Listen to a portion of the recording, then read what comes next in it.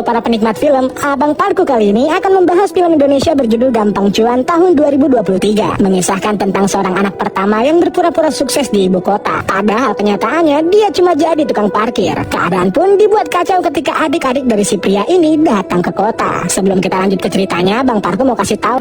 Aduh, gak ada waktu. Bisa cepet. Berlatar belakang di daerah ibu kota Jakarta, tempat orang-orang mengadu nasib dari berbagai daerah, di mana ibu kota ini dikenal lebih jahat daripada ibu tiri. Kita lalu diperkenalkan oleh pria kelahiran Sukabumi bernama Sultan yang lagi ngumpet dari tagihan hutang rentenir bernama Bopeng. Di tengah kondisi yang lagi kacau, mendadak Sultan mendapat video call dari sang ibu. Ia lalu bersiap-siap memakai kemeja dan berpura-pura bahwa dirinya sedang bekerja. Perlu diketahui, Sultan ini ngakunya punya perusahaan properti sukses di Jakarta. Padahal mah dia cuma kerja jadi sales di perusahaan properti yang kebetulan perusahaan itu bernama Sultan Properti. Sementara itu di daerah Sukabumi, kita akan diperkenalkan dengan ibu Sultan yang dagang nasi rames. Di sana ada adik perempuan Sultan yang bernama Bilkis, di mana dia ngebet banget pengen ke Jakarta biar bisa sukses kayak Sultan. Namun ibunya belum mengizinkan karena takut si Bilkis ini jadi ani-ani di Jakarta. Sedangkan adik bungsu mereka yang bernama Aji ikut-ikutan juga pengen tinggal di Jakarta sebab ingin kuliah di sana. Hal itu pun semakin membuat Bilkis dan Aji pengen merantau ke Jakarta hingga membuat si ibu yang punya sakit riwayat jantung sempat kambuh. Untung aja di sini Sultan menenangkan si ibu dan bilang kalau dia akan membiayai Aji kuliah nanti. Sedangkan Bilkis diminta untuk tetap di kampung. Duitnya gak lebih berat kan? Iya budak. Bulanan yang ngirim 2 juta lah di sana. Kan transfer loh. Iya lo Bandung. Kenapa sih mama? Uang utang gak cukup.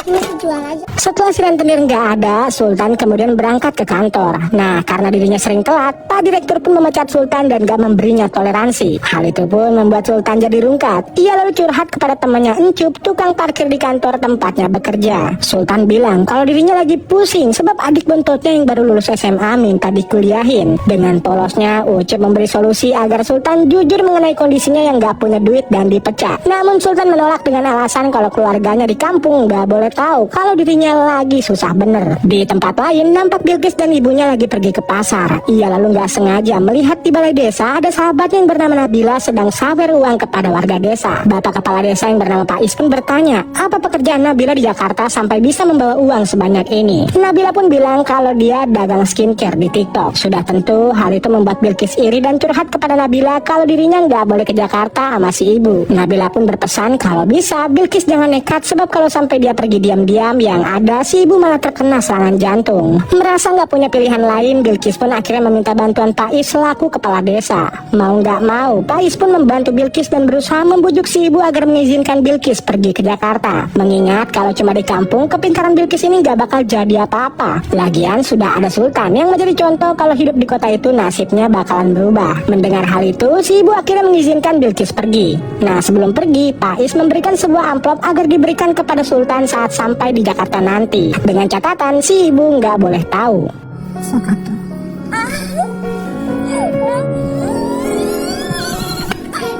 Titipan.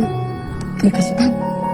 Keesokan harinya sampailah Bilkis ke kantor Sultan Properti dan berniat menghampiri Sultan. Tentu aja Pak Direktur pun bilang kalau Sultan udah dipecat dari kantor ini. Bilkis yang mendengarnya pun gak langsung percaya karena yang dia tahu Sultan sang kakak adalah pemilik kantor ini. Spontan aja Pak Direktur pun langsung mengusirnya hingga Ucup mengantarkan Bilkis ke kontrakan asli Sultan dan disinilah keributan pun terjadi. Bilkis pun benar-benar kecewa pada kenyataannya Sultan yang selama ini mengaku sukses cuma bekerja sebagai sales dan sekarang udah dipecat. Nah, di tengah keributan itu, tiba-tiba Sultan melihat ada Bopeng yang hendak menagihnya. Sontak saja, Sultan pun mengajak Ikis masuk ke kontrakan buat sembunyi. Sampai ketika Ikis memberi amplop titipan Pak Is kepala desa, disitulah mereka baru tahu bahwa almarhum bapak mereka ternyata punya hutang 300 juta kepada bank dan rumah mereka lah jaminannya. Pak Is lalu menelpon dan bilang kalau mereka diberi waktu selama 3 bulan sebelum rumah mereka dilelang. Naasnya adalah sampai sekarang ibu mereka belum mengetahui tentang hal ini. Sultan dan Bilkis yang mendapatkan kenyataan pahit ini pun jadi tambah ribut. Sampai-sampai si Bopeng tahu dan langsung membawa semua barang Sultan untuk melunasi hutangnya sebesar 12 juta. Sehat Pak.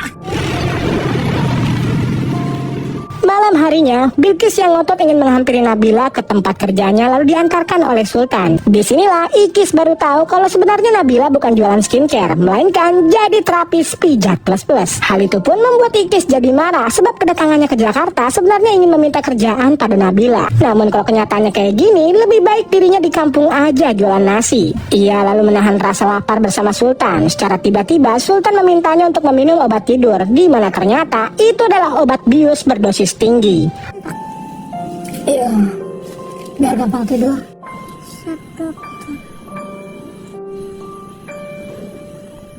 Di hari berikutnya, Sultan pun berangkat mencari pekerjaan, sedangkan Ikis terpaksa menjadi terapis di tempat kerja Nabila karena dirinya sangatlah lapar. Sayangnya, dia mendapat pelanggan pertama yang agak ganjen, yang mana beliau menawarkan untuk mengajak Ikis sebagai pacar sewaan. Tentunya Ikis pun menolak, karena saat ia marah-marah, beliau malah tambah engas. Tanpa basa-basi, Ikis pun langsung menghajarnya. Alhasil, Ikis pun dipecat. Namun dia nggak menyerah begitu saja. Dengan terpaksa, Ikis menerima tawaran pelanggannya yang bernama Evan dengan bayaran 2 juta untuk menemaninya makan malam bersama teman-temannya. Tapi dengan catatan kalau Evan nggak boleh pegang-pegang. Sementara itu Sultan yang lagi diinterview ketahuan bohong oleh HRD sebab dia mencantumkan dirinya sudah menjadi HRD selama 26 tahun. Sedangkan umurnya aja baru 35 tahun. Yang lebih gilanya lagi, si Sultan malah minta gaji yang sama dengan bapak HRD. Hal itu pun membuatnya nggak diterima kerja. Sehingga ia pun terpaksa memarkirkan mobil di tempat Ucup agar dirinya bisa bawa pulang uang buat Ikis makan. Terakhir,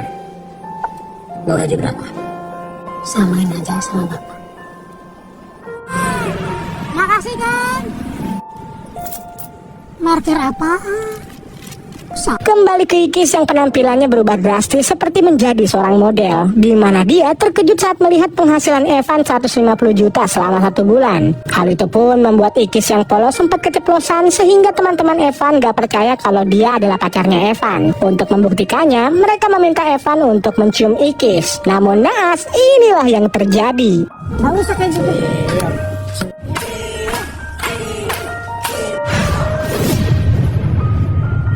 Sepulangnya ke rumah, Sultan sudah menunggu Ikis lalu mewanti-wanti agar jangan menjual diri seperti Nabila. Ikis lalu menjelaskan kalau dia bisa jaga diri dan gak mungkin melakukan hal serendah itu. Hingga tanpa diduga, mereka kedatangan Aji yang sangat kaget saat melihat kalau Sultan cuma tinggal di kontrakan kecil. Sontak saja, Aji yang kesal itu pun ingin melaporkan kebohongan kedua kakaknya kepada sang ibu. Tapi untungnya, Sultan berhasil membujuk Aji dan memberikan uang 2 juta milik Ikis untuk uang beli formulir pendaftaran kuliah. Hal tersebut pun membuat Ikis jadi agak keki sebab uang itu mau dipakai buat makan sebulan. Ia lalu bercerita kepada Sultan mengenai Evan yang bekerja sebagai penambang saham dengan penghasilan 150 juta sebulan. Mendengar hal itu, Sultan pun langsung meminta Ikis untuk mengenalkannya kepada Evan. Gak butuh waktu lama, Ikis dan Sultan pun pergi ke kantor Evan esok paginya. Ia lalu meminta maaf karena telah memukul Evan kemarin malam. Untung aja Evan dengan baik hati mengajarkan mereka berdua. Namun sepertinya menjadi seorang trader tidaklah mudah. Ikis dan Sultan selalu salah saat trading dengan akun demo. Untuk itu, Sultan pun meminta tips cara belajar yang paling cepat supaya mereka bisa gampang cuan. Evan memberikan penjelasan yang cukup mudah kepada Sultan bahwa dia harus membeli saham saat harganya turun sehingga ketika saham itu naik, maka dirinya akan mendapatkan keuntungan. Cara paling cepat mengetahui hal itu cuma bisa didapatkan kalau Sultan menguping pembicaraan para pemegang saham terbesar. Maka dari itu, Evan pun memberikan alamat tempat para petinggi perusahaan biasa main golf. Jadi kok tinggal nguping? Ya nanti kamu. Ya udah kalau lu mau cari-cari deh. Klub mewah, restoran mewah, hotel mewah. Klub mewah? Exactly. Di hari berikutnya, Sultan dan Ikis datang ke Royal Golf Jakarta dan memohon untuk meminta pekerjaan kepada Bapak HRD. Pak HRD pun bilang bahwa satu-satunya lowongan di tempat ini adalah menjadi pemungut bola golf yang nyasar dengan bayaran 10.000 untuk 1 bola yang mereka dapatkan. Namun syaratnya, mereka harus berada 100 meter dari orang-orang penting yang sedang bermain golf. Sultan yang gak kehabisan akal lalu mencoba menyembunyikan HP-nya di tas golf milik salah satu pengusaha kaya untuk merekam percakapan mereka. Tapi sayangnya, usahanya ketahuan sehingga HP milik Sultan dibuang ke danau. Ini punya kamu.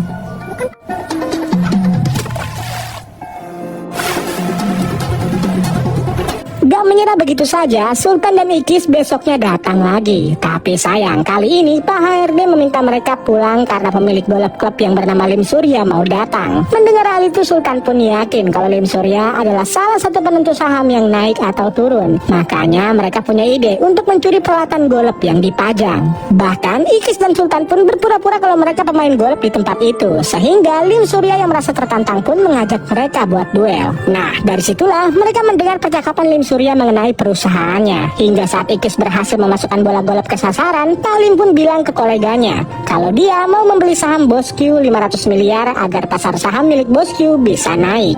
Sebenarnya tinggal ngomong aja sih. Wah, besar. Bosku.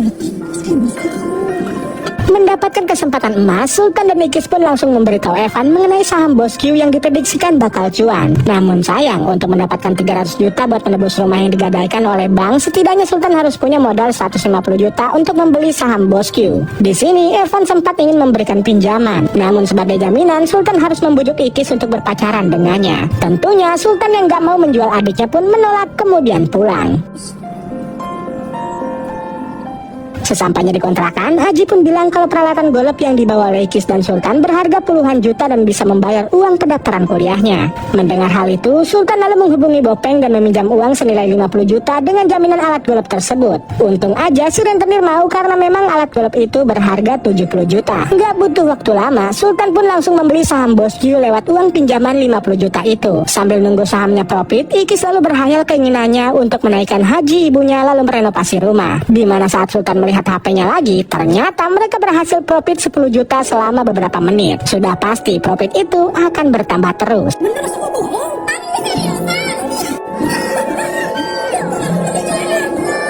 Di lain sisi, Pais nampak mendatangi warung si ibu untuk sekedar silaturahmi. Gak disangka mendadak orang bank datang, sehingga Pais pun meminta si ibu untuk mengambilkan sirup dan es batu. Di sana pihak bank yang bernama Bu Wanda meminta agar Pais segera mengosongkan rumah itu karena bulan ini rumah akan segera dilelang. Faktanya, Pais salah memberikan informasi, padahal pihak bank hanya memberikan waktu 1 bulan agar Sultan melunasi hutang almarhum bapaknya. Sontak saja, Pais pun menghubungi Sultan agar segera membawa ibunya ke kota, agar si ibu tak mengetahui kalau rumahnya disita oleh bank. Gak butuh waktu lama, Sultan pun menelpon si ibu dengan beralasan kalau si Aji lagi sakit. Padahal si Aji udah dikasih obat bius biar gak ngerengek minta kuliah mulu. Sehingga si ibu pun langsung berangkat ke kota Jakarta. Selang beberapa saat ketika Sultan hendak mencairkan uangnya di pasar saham sebesar 100 juta, mendadak mereka gak bisa mencairkannya karena saham Bosque telah diblokir sementara. Spontan saja, Sultan dan Ikis pun segera menemui Evan. Di sana Evan bilang kalau saham tersebut kena suspend dan uang akan bisa dicairkan selama 2-3 hari. Sultan lalu meminta tolong agar Evan mau menyewakan rumahnya selama 1 minggu, sebab ibunya mau datang ke Jakarta. Evan pun mau menyewakan rumahnya, asalkan Ikis mau jadi pacarnya. Karena nggak ada pilihan lain, Ikis pun mau, asalkan mereka melewati ta'aruf lebih dulu. Tanpa pikir panjang, Evan pun bersedia meminjamkan rumahnya selama 1 minggu. Udah kelihatan lebih sukses. Untungnya apa ya buat gue? Apa sih? Maksa mau jadi pacar lu. Gue mau tapi taruh. Selanjutnya, Sultan dan Ikis pun bergegas memindahkan Aji yang lagi dalam keadaan terbius. Nggak lupa mereka juga menaruh beberapa foto agar rumah ini terlihat meyakinkan. Sampai saat si ibu datang, mereka pun berhasil membuat si ibu bangga, terutama kepada Sultan. Beliau nggak menyangka kalau Sultan bisa punya rumah seluas dan semewah ini. Namun sialnya, saat Aji sadar, dia sempat bilang kalau selama ini Sultan berbohong. Nyatanya Sultan itu orang susah dan cuma ngontrak kos-kosan 1 petak. Untung aja di sini Sultan dan Bilkis bisa beralasan kalau Aji itu udah seminggu kesurupan setan kampus. Ketika mereka makan, si ibu pun bilang kalau dirinya telah menjual emas tabungan haji untuk mulai usaha ternak ayam. Hal itu dia lakukan agar nggak merepotkan anak-anaknya yang sedang meraih impian di Jakarta. Mendengar hal itu, Sultan dan Bilkis pun membujuk si ibu agar 1 minggu tinggal di Jakarta. Karena mereka nggak pengen si ibu tahu bahwa sebenarnya rumah mereka telah disita oleh bank. Beberapa saat kemudian, Sultan dan Bilkis kembali mengecek pasar saham dan alhamdulillahnya saham sudah bisa dijual dan mereka mendapatkan profit sebesar 90 juta. Bersamaan dengan itu, Pak Is pun menelpon bahwasanya pihak bank telah memindahkan semua barang si ibu ke rumah Pak Is. Wanda juga menjelaskan Sultan diberikan waktu selama 10 hari untuk segera melunasi rumah ini. Sultan dan Bilqis lalu memutar otak bagaimana caranya bisa mendapatkan uang 350 juta buat segera melunasi hutang dan juga biaya kuliah Aji. Sultan dan Bilqis lalu memutar otak bagaimana caranya bisa mendapatkan uang 350 juta buat segera melunasi hutang dan juga biaya kuliah Aji. Evan lalu memberikan solusi agar mereka meminjam uangnya aja. Namun dengan catatan, Ikis harus mau menikah dengannya. Tentu aja Ikis pun menolak. Ia beralasan kalau Evan sudah banyak membantu mereka. Untungnya Evan masih punya satu ide. Kalau memang Sultan mau dapat profit besar, dia harus tahu saham yang bakalan cuan banyak. Itu hanya bisa diketahui oleh seorang Robert Winoto, investor legend dari Indonesia yang mampu menebak mana saham yang bakal cuan 100% valid, no debat. Lagian kan lo juga udah banyak bantuin, ya udah gak usah. I'm gonna do it. Because we are fat. Kebetulan Robert Winoto akan mengadakan acara pertemuan para anggota klub milioner. Nah, salah satu anggotanya adalah ayah dari Evan. Dengan tekad untuk mendapatkan Bilqis, Evan pun bersedia membantu Sultan dan Bilqis dari mulai menyiapkan mereka baju yang bagus dan juga mengantarkan mereka menggunakan mobil. Namun, nasib naas menimpa Evan. Ketika ia hendak mengajak Ikis untuk ketemu orang tuanya setelah acara ini, Ikis menolak serta menjelaskan bahwa dari awal hubungan mereka nggak bakalan sampai pernikahan. Ikis bilang taruh yang dia maksud cuma makan malam yang ditemani oleh salah satu anggota keluarga masing-masing. Jelas aja hal itu membuat Evan merasa sakit hati. Dengan tega dia membongkar semua kebohongan Sultan dan Ikis selama ini kepada si ibu. Evan bilang kalau Sultan itu sekarang lagi nganggur, sedangkan Ikis pernah bekerja sebagai terapis pijat plus-plus dan juga pacar sewaan. Yang lebih gilanya lagi, Evan mengungkapkan kalau rumah si ibu sekarang lagi disita sama bank. Sementara itu, Ikis dan Sultan yang sudah sampai di acara lalu mencoba menemui Pak Robert dengan berpura-pura sebagai seorang pebisnis, di mana beliau terlihat gak nyaman saat Sultan menanyakan soal saham yang bakalan profit besar. Untungnya ada Ikis yang datang membawa teh sambil mencoba membuat Pak Robert tergoda.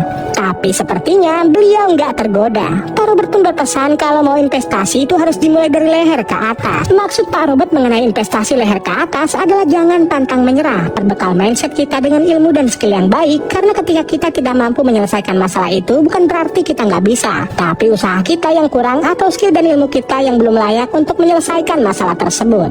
Dari leher ke atas jadi kaya. Memang pengen diskusi.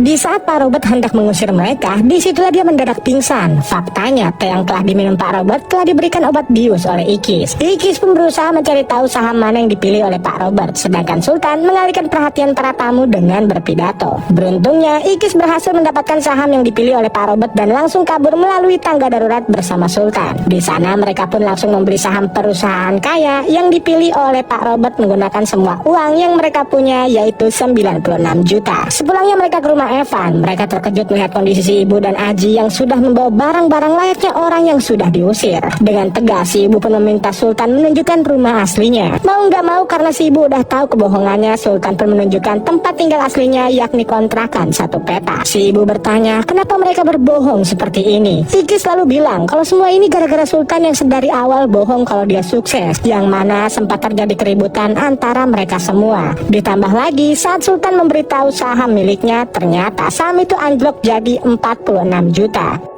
Tuh kan ini semua tuh gara-gara lo.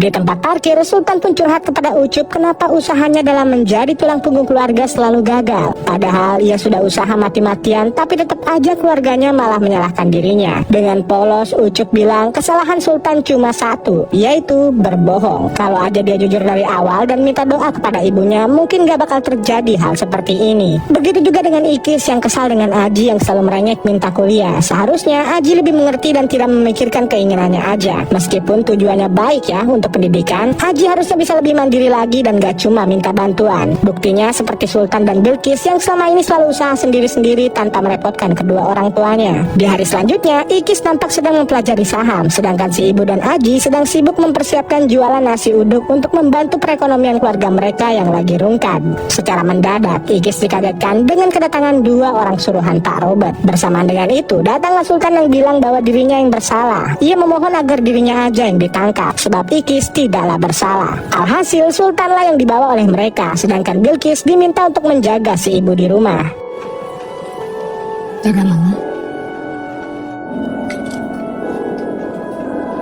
Beberapa minggu kemudian, Sultan terlihat sedang ada di dalam penjara. Terhitung sudah 2 minggu ia mendekam di penjara ini karena telah membius Pak Robert. Selang beberapa saat, Iqis datang menjenguknya. Ia meminta maaf karena dirinya selalu menyalahkan Sultan atas semua yang terjadi. Di tengah kondisi haru tersebut, Sultan kaget ketika melihat bahwa saham yang ia beli mendadak naik dan bernilai 405 juta rupiah. Sontak saja, mereka pun senang bukan main. Gak lupa, Iqis pun langsung menghubungi Bu Wanda agar tak jadi melelang rumah mereka. Sayangnya karena sudah lewat 10 hari rumah itu bakalan dilelang besok siang, sehingga mau gak mau Iqis pun harus berangkat sendiri ke Sukabumi untuk memenangkan lelang tersebut. Saat Iqis sudah membayar hutang Sultan sebesar 60 juta kepada si Bopeng dan mau berangkat ke Sukabumi, ia gak sengaja keceplosan dan bilang kalau Sultan di penjara. Faktanya selama ini mereka menyembunyikan hal ini karena takut si ibu jantungan. Untung aja di sini si ibu bisa sabar dan penyakitnya tidak kambuh. Sekarang sisa uang yang dibawa Iqis hanya tersisa 345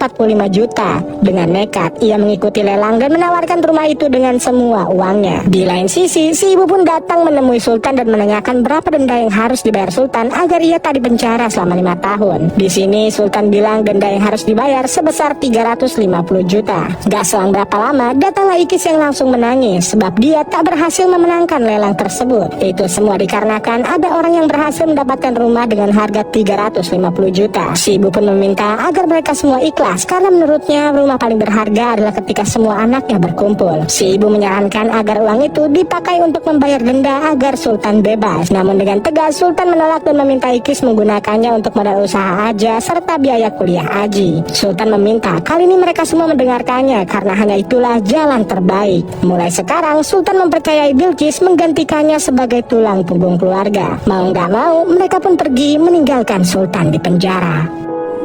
Mulai sekarang Iqis yang memimpin keluarga ini. Iqis.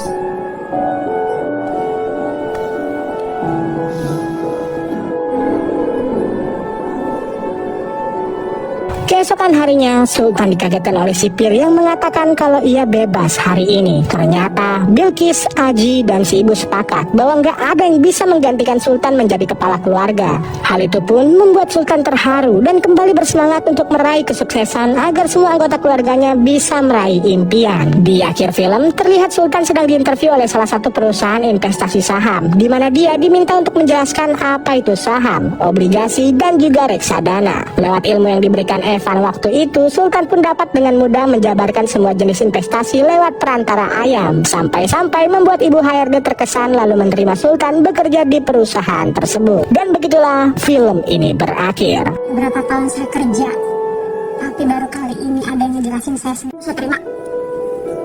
Alhamdulillah. Film ini mengajarkan kita bahwa tak ada apapun di dunia ini yang bisa didapatkan dengan mudah. Buktinya aja Sultan dan Bilqis harus usaha susah payah hingga di penjara buat dapetin ilmu trading. Intinya mah ya, nggak ada yang lebih berharga daripada keluarga. Mungkin segitu aja review film kali ini. Kurang lebihnya Bang Parko mohon